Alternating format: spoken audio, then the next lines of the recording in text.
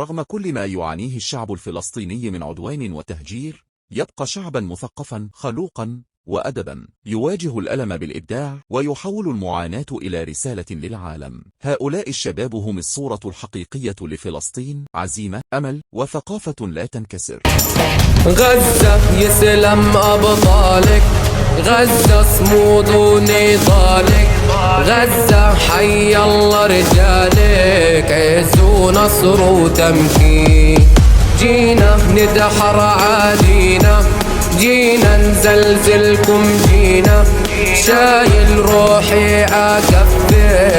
غزة هاشم ما بتهون، روح الغزاوي بمليون، لا يمكن ننزح ونكون فيها مرسمين، باقي بجنوب وشمال ما بترقبنا